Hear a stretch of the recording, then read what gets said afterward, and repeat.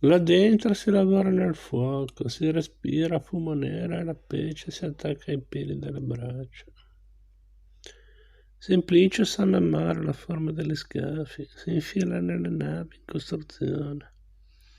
Allunga le mani fin dove c'è spazio per la sedia e il martello.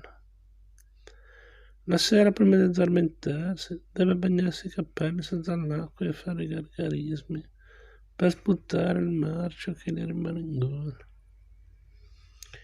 Zasma ha mille premure per il fratello maggiore. Va a riempire la brocca al pozzo e gli asciuga la schiena con gli stracci. La fa divertire con la storia del Belagato. Abitano a una manciata di passi dalla vecchia sartoria, in un sottoscala dove arriva il puzzo di alghe marce.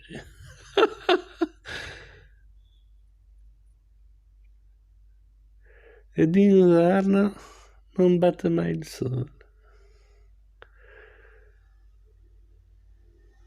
Si vede che manca una donna, non c'è un vaso di basilico alle finestre, la lanterna è spenta. I muri sono in attesa delle voci dei bimbi che Simplicio vorrebbe chiedere all'Onnipotente se mai si sposerà. Tocca a lui continuare il seme, ancora non è stato creato questo giorno, così usa dire lo speziale di San Cassiano. I bimbi se verranno Simplicio dovrà aspettarli con la pazienza di Giobbe, meglio non farsi il sangue triste. A tutto questo pensa Zosima mentre arriva al sottoscala, spera di incontrare Simplicio ma non c'è. Deve essere ancora all'arsenale, lui non può aspettare. Nasconde il denaro che le ha dato Vangrana in fondo alla bisaccia. Dentro ci infila pure il coltello e un fazzoletto a strisce bianche e azzurre che le ricorda il padre. Poi tira fuori da una nicchia un foglio di carta e il calamaio. Lettera di Zosima Aleppo a Simplicio, Venezia, 18 ottobre 1499.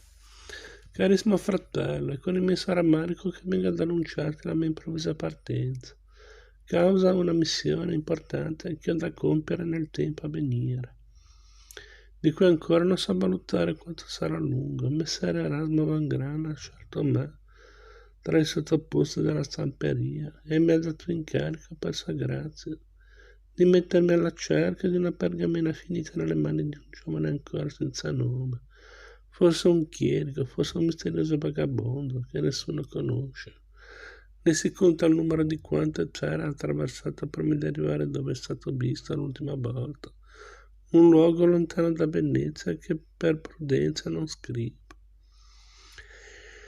Niente più che un pezzo di carta muove il mio andare, ma il mondo di questi anni corre dietro alle parole che trovano la vita sulle carte,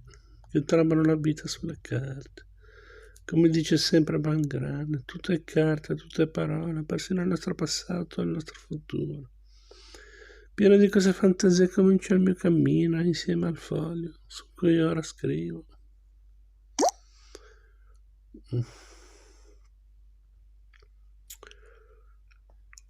Ti rimanga l'augurio per una stagione di giorni felici, come desidero siano anche i miei, a cui vado incontro non senza fatica, e con il timore di non riuscire a compiere presto come vorrei il ritorno nella città dove ho trovato riparo il sangue di nostro padre, Mosè, il sangue di Aronne, il sangue di Samuele, nostro lontano parente.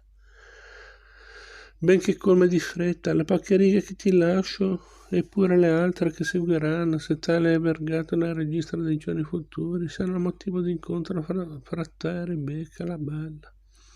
Rebecca la desiderata, Rebecca la sposa, e restino perenne segno dell'affetto del tuo carissimo fratello Zosimo Aleppo.